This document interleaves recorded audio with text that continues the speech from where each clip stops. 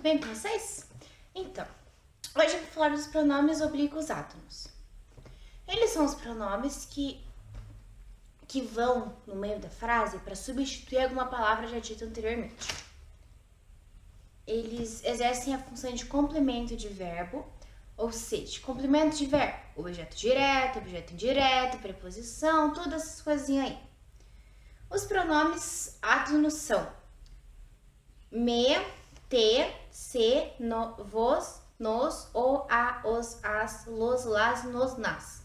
Esses últimos aí, tudo vai depender do verbo, porque eles significam a mesma coisa. Tá, a colocação pronominal é a posição que ele vai ficar, na verdade.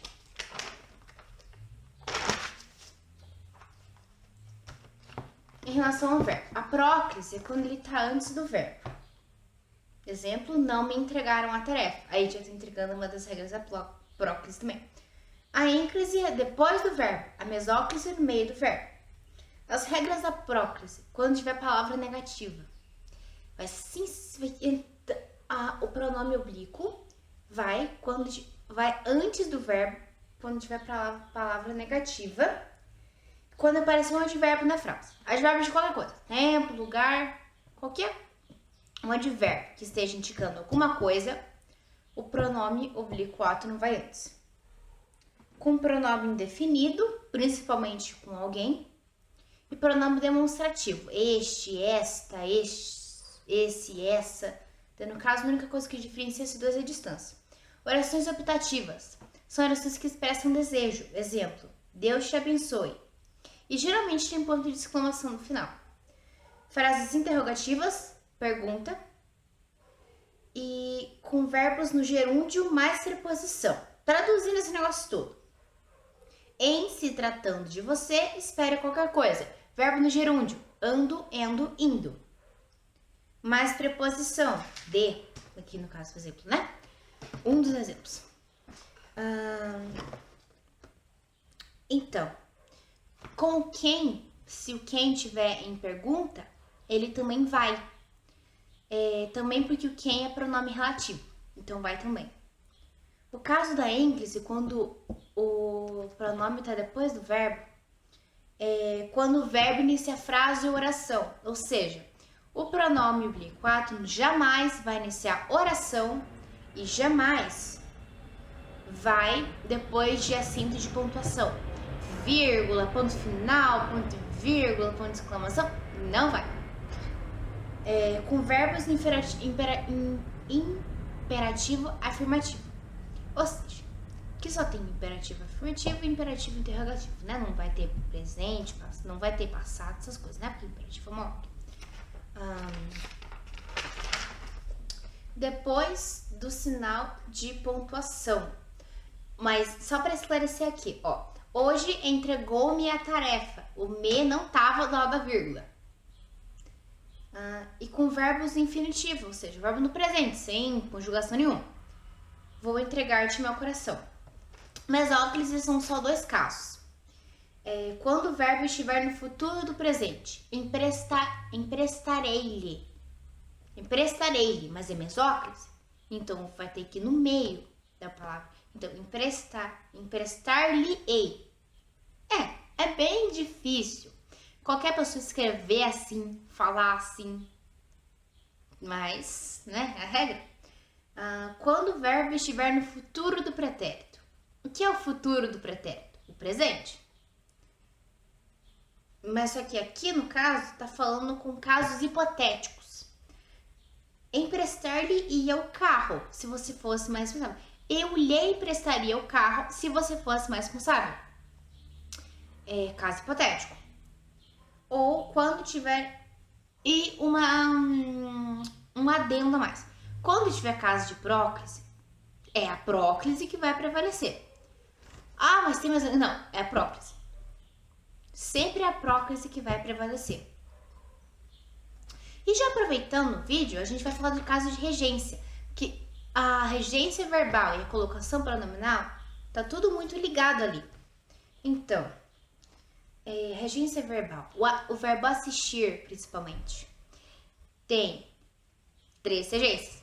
Assistir, verbo transitivo indireto. preposição. Estar presente ou presenciar. Assistir a um filme. Eu assisti um filme. Errado? Eu assisti a um filme. VTD ou VTI. Verbo transitivo direto ou verbo transitivo direto. No sentido de acompanhar ou prestar assistência. Assiste a ou assiste ao doente. E o verbo intransitivo é morar ou residir. E no caso, nesse sentido, vai pedir obrigatoriamente a preposição em. O verbo chamar significa verbo transitivo direto quando é convocar ou fazer vir, quando você está chamando alguém, né? E VTI é quando é invocar, no caso a preposição por. E com VTD ou VTI é qualificar. Por exemplo, você vai estar classificando alguém de alguma coisa. O verbo chegar e ir.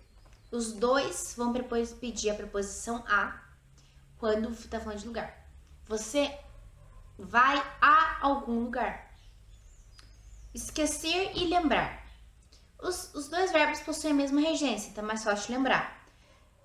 Quando tem pronome oblíquo, tem preposição. Quando não tem pronome oblíquo, não tem preposição. Informar, quando é verbo transitivo direto, quando está no sentido de dar notícias ou esclarecer. Pagar e perdoar. Mesma regência. É mais fácil de lembrar. Então, nessa parte, é o seguinte. Quando você fala, paguei o boleto, objeto direto. Agente, objeto indireto. Quer dizer, você tem que prestar atenção para quem que a frase está indo ali. Senão vai errar todo o sentido. E também é muito importante você ver o sentido que a frase, que o verbo está assumindo ali na frase.